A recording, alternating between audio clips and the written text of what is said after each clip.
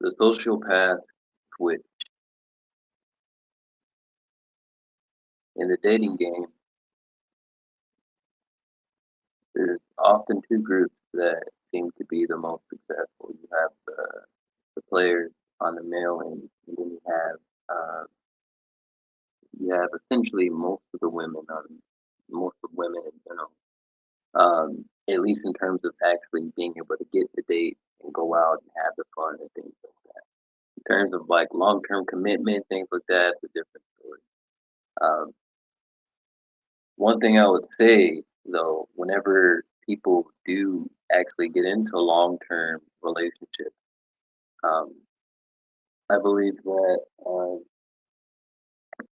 one of the more interesting things that I've found in my own relationship, uh, in my own past relationships, is that I've seen behavior um, from my past partners that was very troubling and very startling, almost scary even. Um, but the scariness of it was just the coldness and the the idea of how something could be planned out in such a way if the person was emotionally invested to a point where that kind of planning would not be something that was capable. Uh, Now, in the past, my partner had more romantic partners than I did. I started the relationship without experience. Um, so without as much experience, so then um, with this, there were actions that were taken against me that I noticed um, as they were happening. I didn't know it kind of happened under the threshold of my detection. But then after the fact, I was piecing things back together after I was kind of like in shambles, piecing it logically together and trying to understand how a person could formulate something against another person that they actually love or care about in such a way. Um, One thing I would note is that there was an eerie feeling um, in my gut, but it wasn't it wasn't actually signaling danger because you have a feeling in your gut. People have feeling in their gut when there's danger around the corner. This wasn't that. It was actually a sickness.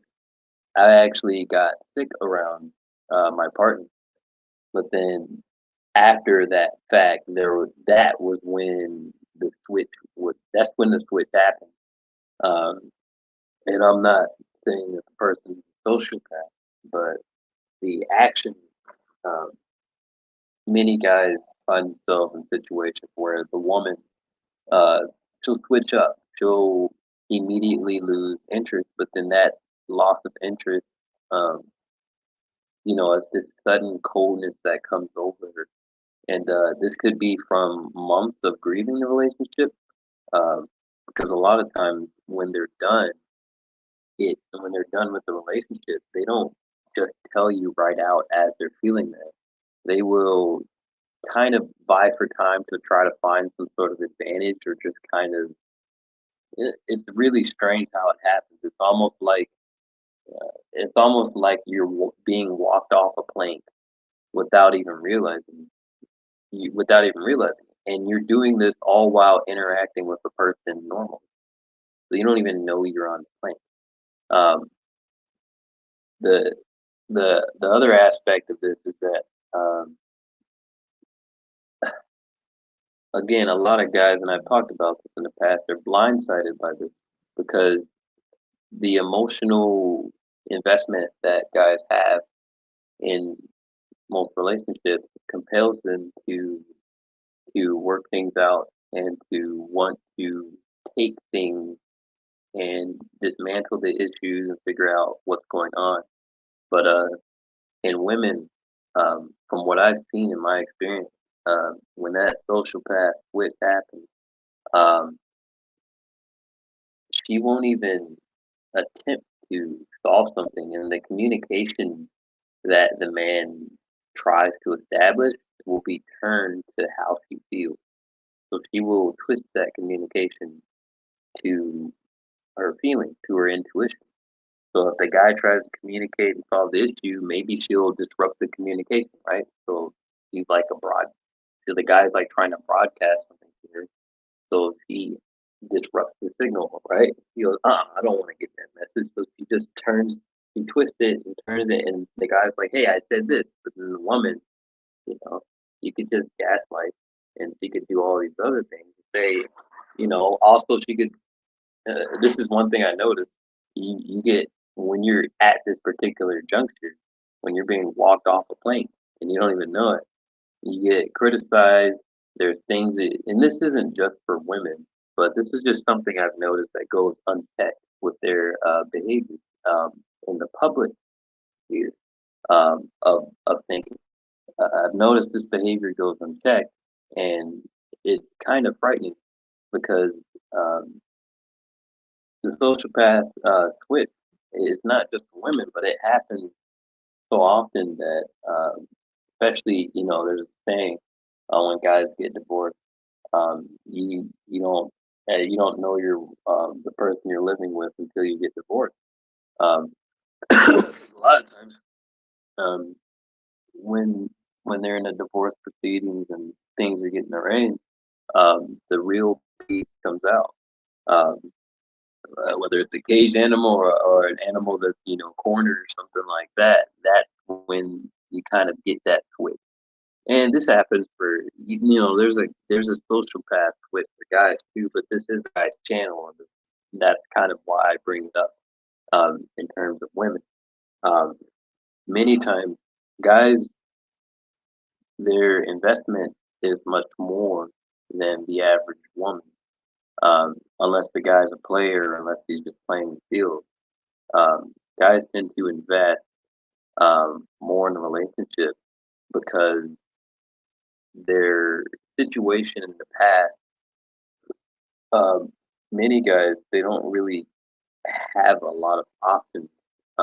So the options they do get, it's like being that, it's like being that player on the bench, and the coach is really reluctant, right? And let's just say the woman's the coach, right? She's reluctant to let you play, and she's thinking, "Oh man, these guys that I have right now, they're not doing good." So she's shaking her head, she's angry, she's frustrated. She's like, all right, all right, come on, come on, you're up, you're up." And she's not looking at you. She's just like, "Hey, get off the bench, you're up." And you're like, "Okay, well, I'm gonna go balls to the wall." So you do a full sprint, right? Right, you're gonna give it your all because you haven't been able to get off the bench in however long. You got guys on what, 3 months, 6 months, 1, 2, 3 year dry spells. And I know we call them incels and things like that, but I mean, a lot of guys have gone through phases of involuntary celibacy. It's just not really understood or talked about enough um, because everyone's kind of stuck in the apex fallacy of life, of male life. Or we have these, what, 10, 15% of guys who have this lavish lifestyle. But anyway, he's off the bench, all of that. But then, he tries his hardest and he invests a lot, things like that. And he invests so much more than the average woman would because, she's having players come off the bench all the time. He doesn't really, at some point, he's just kind of tired of the game. He's just thinking, okay, well, she's not really expecting much, but also you're not really the first choice. That's just another thought. Uh, This is just another factor to add in. But one thing that I will remember is the coldness that I'll remember is the ghosting, getting ghosted. Um, I typically experience that. I have experienced that from women, and it's something that's like really, and everyone has really, but it's kind of disturbing because there were some that we were having our fun times, but then instant ghosts and things like that, and it was scary in a way. But it kind of just showed me how brutal. We talk about how brutal modern dating is in on YouTube, but it truly is very brutal, and there is no real forgiveness. There is no real reconciliation between people. It's just really, it's like a dog eat dog situation, and it's heightened up to like 10 to like 12. Now it's getting insane. Um, It was a little bit longer than I wanted it to go, but because I had a little bit of commentary to it. But yeah, one thing that makes these the abnormal psych aspect of it is that the behaviors can manifest in anyone, but our environment is switching to a uh, to a situation that would not allow for a person to develop empathy for another person. And empathy would be less required as a result of proximity, like the proximity we have with each other, the proximity we have towards each other um, with technology. It allows us to utilize um, the darker aspects of things. We don't have to be as empathetic towards a person if they're not face to face, right? We can. That is one of the things that makes ghosting easy. Now, the proximal aspect of a woman's sociopathic switch comes from her intuition. She justifies her actions.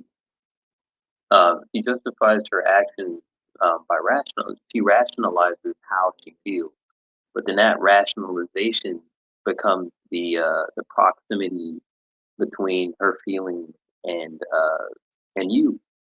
And so you become a target primarily because you're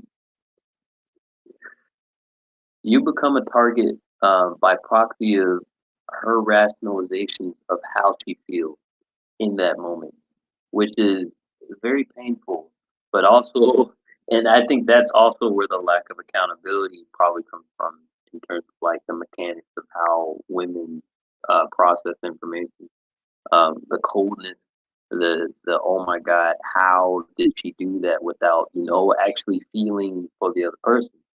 Uh, yeah, there is more to this, but I will stop this now because it's getting long. The sociopath with